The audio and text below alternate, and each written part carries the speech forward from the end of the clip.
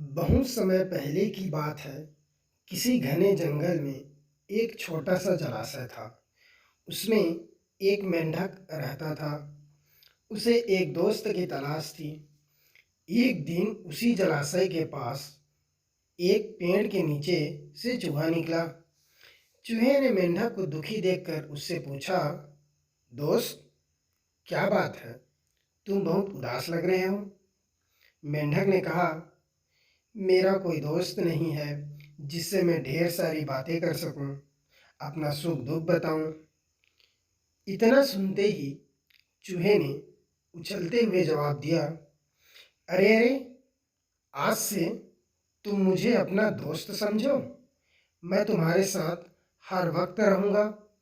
इतना सुनते ही मेंढक बेहद खुश हुआ। दोस्ती होते ही दोनों घंटों एक दूसरे से बातें करने लगे।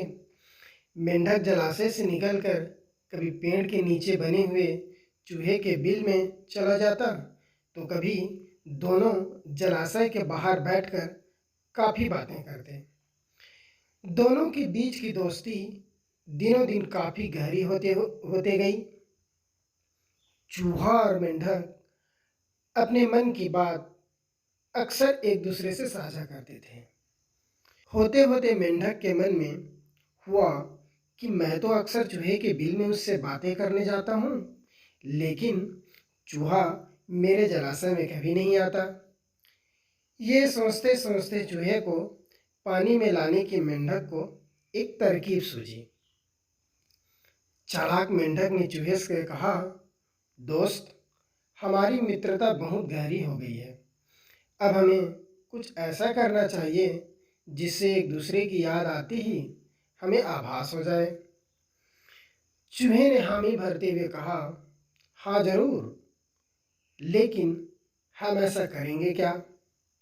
दुष्ट मेंढक फटाक से बोला, एक रस्सी से तुम्हारी पूंछ और मेरा पैर बांध दिया जाए, तो जैसे ही हमें एक दूसरे की याद आएगी तो हमें उसे खींच लेंगे, जिससे हमें पता चल जाएगा। चूहे को मेंढक के छल का जरा भी अंदाजा नहीं था, इसीलिए भोला चूहा एकदम इसके लिए राजी हो गया। मेंढक ने जल्दी जल्दी अपने पैर और चूहे के पूंछ को बांध दिया। इसके बाद मेंढक ने एकदम पानी में छलांग लगा ली। मेंढक खुश था क्योंकि उसकी तरकीब काम कर गई। वहीं जमीन पे रहने वाला चूहे की पानी में हालत खराब हो गई। कुछ देर छटपटाने के बाद चूहा मर गया। बाज आसमान में उड़ते हुए यह सब देख रहा था।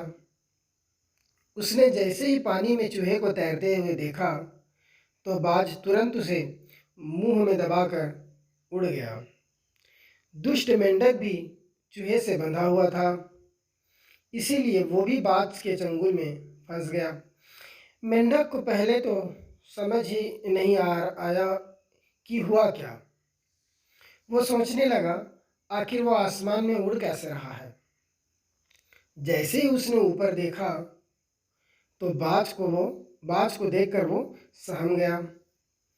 वो भगवान से अपनी जान की भीख मांगने लगा, लेकिन चूहे के साथ साथ बाज उसे भी खा गया।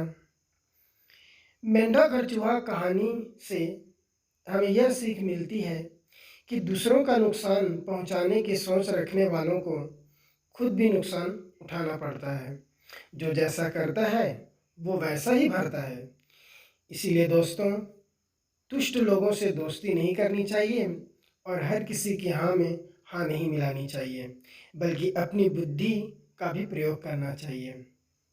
तो कैसा लगा यह स्टोरी दोस्तों आप लोगों को? कमेंट करके ज़रूर बताएं। धन्यवाद।